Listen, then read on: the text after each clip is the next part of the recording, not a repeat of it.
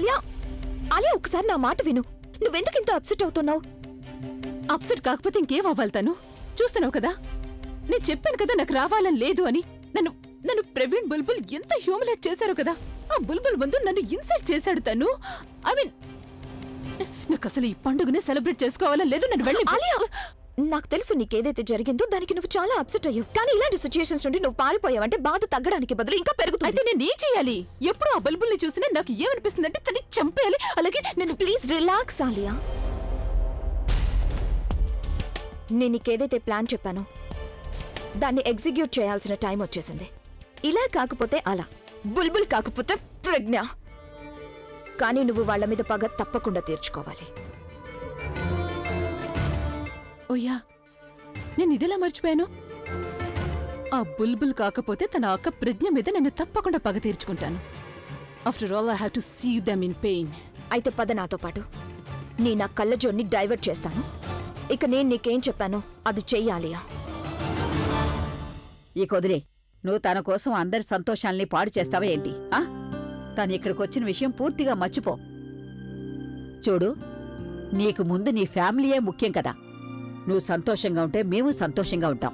లేకపోతే ఈ పండగ రోజున అందరూ డల్ అయిపోతారు.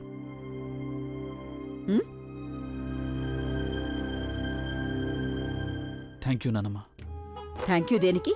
నేనున్నంతవరకు మంచి చెడు నీకు చెప్తూనే ఉంటాను. అలాగే నేను తప్పు చేయకుండా నన్ను ఆపుతూనే ఉంటావు నానమ్మ. ఈరోజు నువ్వు నన్ను ఆపే ఉండకపోతే ప్రవీణ్ని నేను ఏం చేస్తుండేవాడో నాకే తెలీదు. నేను కోరుకునేది ఒకటే, నా కారణంగా నీకు కానీ మన కుటుంబానికి కానీ ఎలాంటి ప్రాబ్లం రాకూడదు. నేను నిన్నెప్పుడూ సంతోషంగా చూడాలనుకుంటున్నాను నానమ్మ. నువ్వు నన్ను సంతోషంగా చూడాలనుకుంటున్నావు కదా. అయితే ఈరోజు మనం ఎంత సంతోషంగా పండగ జరుపుకోవాలంటే మనకి జీవితాంతం ఈ పండగ తీపి జ్ఞాపకంగా గుర్తుండిపోవాలి కదా. ఖచ్చితంగా.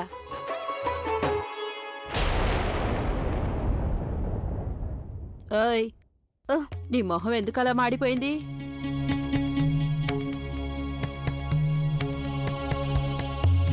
ఏంటి?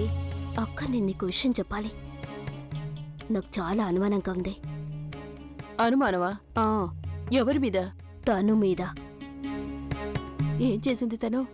తను అభిని వల్లో వేసుకోవాలని చూస్తోంది. నేను స్వయంగా చూశాను. తను అభిని ఏ విధంగా చూస్తుందంటే నాకు తన ప్రవర్తన అంతగా నచ్చడం లేదక్కా.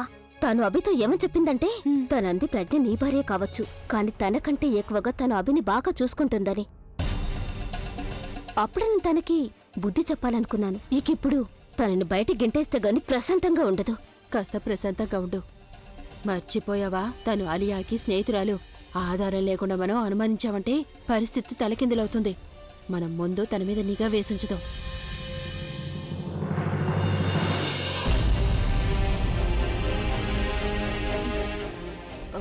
హాయ్. అరే ప్రజ్ఞ ప్రజ్ఞ ప్రజ్ఞ, ఇల్లరా, ఒక్కసారి ఇల్లరా ఇల్లరా ఇల్లరా. ఇంతసేపు ఎక్కడున్నావు? నేను నీతో ఒక ముఖ్యమైన విషయం మాట్లాడాలి. అమ్మమ్మ, నేను అమ్మతో ఒక ముఖ్యమైన విషయం మాట్లాడాలి. ఇప్పుడే వస్తాను. ఇలా చూడు, నువ్వు మీ అమ్మతో మాట్లాడడం ముఖ్యమే, కానీ అంతకంటే ముఖ్యమైన విషయం నీతో మాట్లాడాలి. అమ్మమ్మ, నేను చాలా ముఖ్యమైన విషయం మాట్లాడాలి. 2 నిమిషాల్లో తిరిగొచ్చేస్తాను, సరేనా?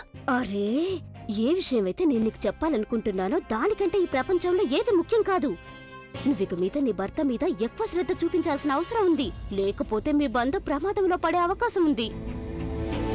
మీరు ఇలా ఎందుకు అంటున్నారు? నిజం చెప్పాలంటే నీ భర్త మీద ఒక చెడ్డదాని దృష్టి పడింది ప్రజ్ఞ. అమ్మమ్మ, మీరేమంటున్నారో నాకేం అర్థం కావడం లేదు. ప్రజ్ఞ, నేను తను గురించి మాట్లాడుతున్నాను.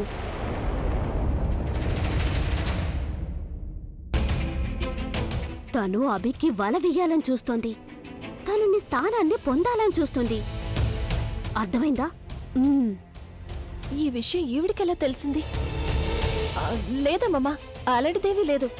మీకెవరు ఖచ్చితంగా అబద్ధం చెప్పుంటారు. ప్రజ్ఞ, నాకసలు ఎవరూ ఏమీ చెప్పలేదు. నేనిప్పుడే నా కళ్ళతోనే నేను చూసొస్తున్నాను.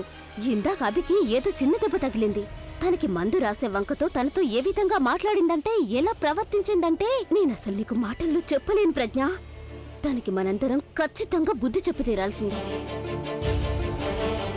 మేమందరం తన మీద దృష్టి పెట్టించాం. నువ్వు కూడా తన మీద దృష్టి పెట్టు, సరేనా? అలాగే అలాగే అమ్మమ్మ. ఇప్పుడు ఏం చేయాలి? ముందు అమ్మ దగ్గరికి వెళ్ళాలా, తను దగ్గరికి వెళ్ళాలా? ఒకవేళ తన బండారం బయటపడితే అప్పుడు అది కూడా అమ్మకే సమస్య అవుతుంది.